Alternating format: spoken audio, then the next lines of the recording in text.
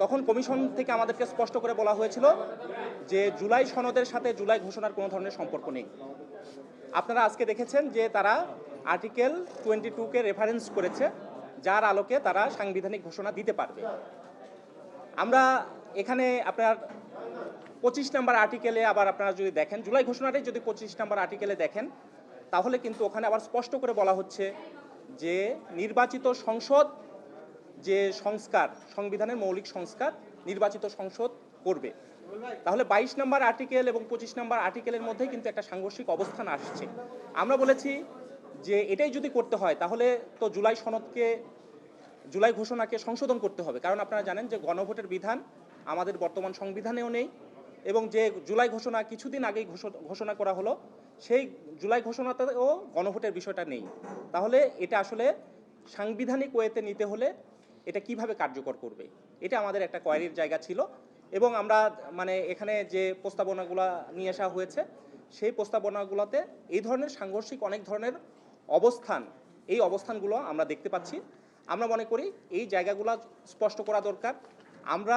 কারণ একটা গণ অভ্যুত্থান এবং রাষ্ট্র সংস্কারের যে আকাঙ্ক্ষা, সেই আকাঙ্ক্ষা থেকে আমরা দীর্ঘদিন আলাপ আলোচনার মধ্য দিয়ে এই জুলাই সনদ নিয়ে আলোচনা করেছি এবং সেটা আমরা বাস্তবায়ন করতে চাই।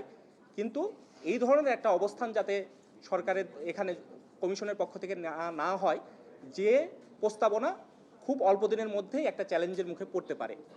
আর আমরা এটাও জিজ্ঞাসা করেছি গণভোটে বিষয়গুলো কিভাবে আসলে যাবে। তাহলে এখানে নোট অফ ডিসেন্ট আছে অনেকগুলো রাজনৈতিক দলের, তাহলে সেগুলোর ব্যাপারে তো তাদের সমর্থিত দলগুলো সেটাকে সমর্থন দিবে না, তাহলে গণভোটের মধ্য দিয়ে সেটা কার্যকর করার সম্ভাবনা কতটুকু দাঁড়াবে, এই জিজ্ঞাসাগুলো আমাদের দিক থেকে ছিল। আমরা এই কথাগুলোই বলেছি। সবাইকে ধন্যবাদ।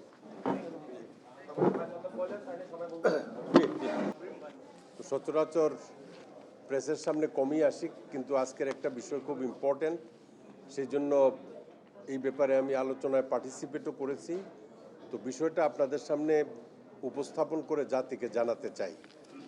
আপনারা সবাই আমাদের বিভিন্ন রাজনৈতিক দলের নেতৃবৃন্দদের কাছ থেকে প্রতিদিনই একটা বিষয় অবগত হন যে আমরা দীর্ঘদিন যাবৎ এই ঐক্যমত্য কমিশন, আমাদের জাতীয় ঐক্যমত্য কমিশন সংবিধান সংশোধন সাপেক্ষে সংস্কারের জন্য বেশ কয়েকদিন যাবৎ আমাদের সভা সমিতি করে আসছে।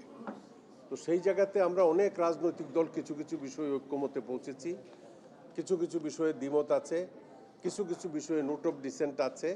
তো সেই বিষয়গুলো বাস্তবায়নের একটা প্রক্রিয়া, এই নিয়েও আমাদের মধ্যে আলোচনা হয়েছে, এবং আমরা রাজনৈতিক দলের পক্ষ থেকে কোন বিষয়গুলো কিভাবে বাস্তবায়ন করবেন সেই ব্যাপারেও আমরা আমাদের মতামত দিয়েছি।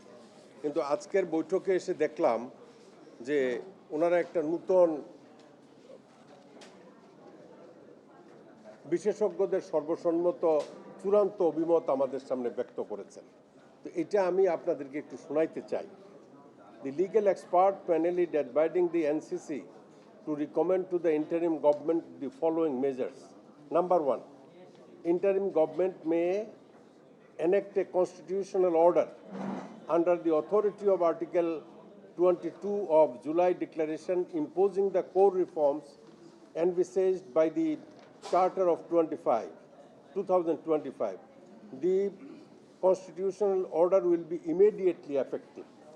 2 নম্বরে, the constitutional order may thereafter be put to a referendum to be held on the same date as the next general election. The constitutional order may include the provision of referendum.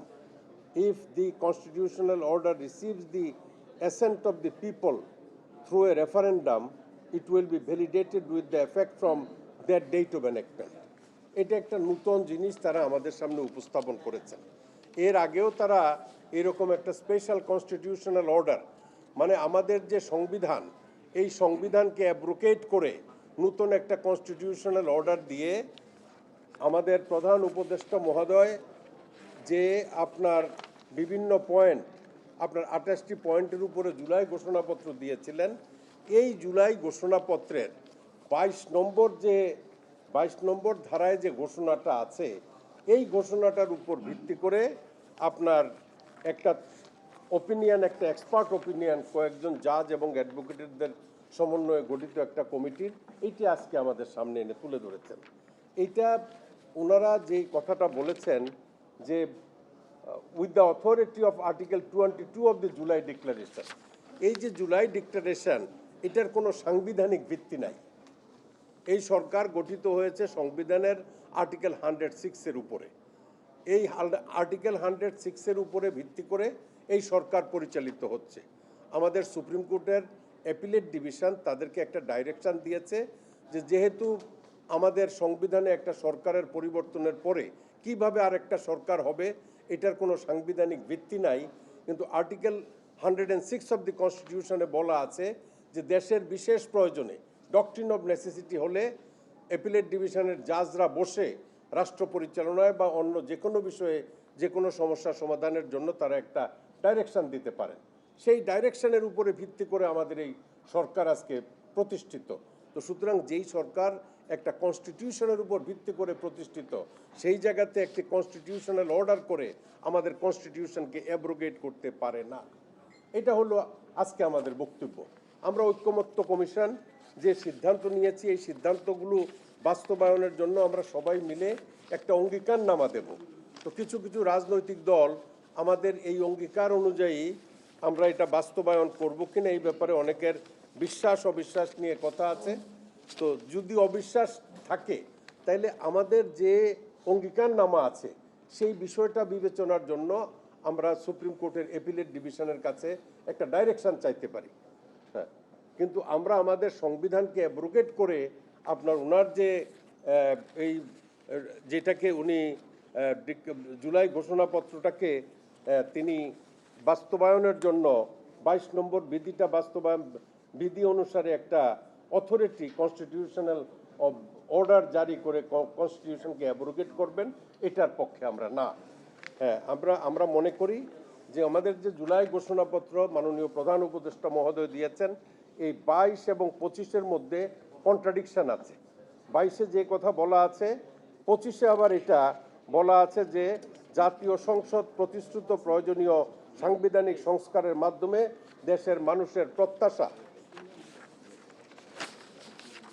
মানুষের প্রত্যাশা আলোচনায় অনেকগুলো বিষয় আমাদের ঐক্যমত্য হয়েছে এবং এই ঐক্যমত্য যেগুলো হয়েছে যেগুলো সাংবিধানিক না, আপনার একটা অধ্যাদেশ জারি করে বা গভর্নমেন্ট অর্ডার দিয়ে এগুলোকে বাস্তবায়ন করা যায়, সেগুলো ইতিমধ্যে সরকার বাস্তবায়ন শুরু করেছে। আর যেগুলো সাংবিধানিক, যেগুলোর পরিবর্তন পরবর্তী পার্লামেন্ট ছাড়া সংসদ ছাড়া করা যাবে না, সেগুলোর ব্যাপারে এই যে জুলাই ঘোষণাপত্রেও বলা আছে যে পরবর্তী পার্লামেন্ট এগুলো বাস্তবায়নের জন্য পার্লামেন্টের সিদ্ধান্ত নেবে। এখন তড়িঘড়ি করে একটা কনস্টিটিউশন অ্যাব্রোগেট করে এখন ওনারে এই যে এটাকে আর্টিকেল বলছেন যেটার কোনো সাংবিধানিক ভিত্তি নাই, এটার উপর ভিত্তি করে সংবিধান অ্যাব্রোগেট করে তারপরে ওনাদেরকে ক্ষমতা দিতে হবে। We are not suppose to give this authority to them. On the other hand আমরা ঐক্যমত্য কমিশন যেই ব্যাপারে সাজেশনগুলো দিতে পারি বাস্তবায়নের জন্য এবং সর্বসম্মত সিদ্ধান্ত অনুযায়ী আমরা এখানে ঐক্যমত্যে পৌঁছে একটা অঙ্গীকারনামায় স্বাক্ষর করব। সেই অঙ্গীকারনামার উপর ভিত্তি করেই আমাদের এগুলো সংস্কার কার্য সম্পাদন হবে, নতুনভাবে কনস্টিটিউশন অ্যাব্রোগেট করে নয়। যে আমরা একটা মতামত দেই যে কনস্টিটিউশনটাকে অ্যাব্রোগেট করে কনস্টিটিউশনাল অর্ডারটা আপনি জারি করেন, that we are not going to do. আমরা যে রাজনীতিবিদরা এখানে বসছি আমরা তো মতামত দেবো, এটা বাস্তবায়ন কিভাবে হবে সাজেশন দেব, কিন্তু কনস্টিটিউশনকে অ্যাব্রোগেট করে এর আগেও তারা এই জাতীয় একটা প্রস্তাব আমাদের সামনে আনছিলেন। ওইটা আনছিলেন স্পেশাল কনস্টিটিউশনাল অর্ডার বললা, আজকে আনছেন কনস্টিটিউশনাল অর্ডার বললা। তো দুইটা তো একই জিনিস। এই অর্ডিন্যান্স অধ্যাদেশ জারি করতে পারে মিলিটারিরা যখন শাসন করে দেশ, তখন আপনার অধ্যাদেশ এত এইভাবে জারি করতে পারে। একটা civil government formed under the constitution, they cannot abrogate in the original constitution of the country on the basis of what they are running the government. আলোচনার মধ্যেও দেখছি এবং কিছু কিছু রাজনৈতিক দল যারা রাজপথে বিস্ফোরণ ঘটানোর অপেক্ষায় রয়েছে এই সুযোগটা তারা নিবে। অলরেডি আমার পূর্ববর্তী বক্তারা ব্যাখ্যা করেছেন আর্টিকেল 22 কে তারা যেটা বলছেন অথরিটি হিসাবে এটা কোনো সুপ্রা কনস্টিটিউশনাল ডকুমেন্ট না। প্লাস অনেকেই বলছেন এটা কন্ট্রাডিক্টরি 25 এবং 27-এর সাথে। আমরা বলবো আর্টিকেল 22-তে পরিষ্কারভাবে বলা ছিল নিয়মতান্ত্রিক উপায়, এবং নিয়মতান্ত্রিক উপায়টা কি 25-এ ঘোষণাপত্রে 25-এ বলা আছে জাতীয় সংসদ, এবং 27-এও একই কথা বলা রয়েছে। সুতরাং কিভাবে বিশেষজ্ঞরা এরকম একটা মতামত দিল কনস্টিটিউশনাল অর্ডার জারি করার, আমরা বিস্ময় প্রকাশ করেছি এবং তীব্র বিরোধিতা করেছি।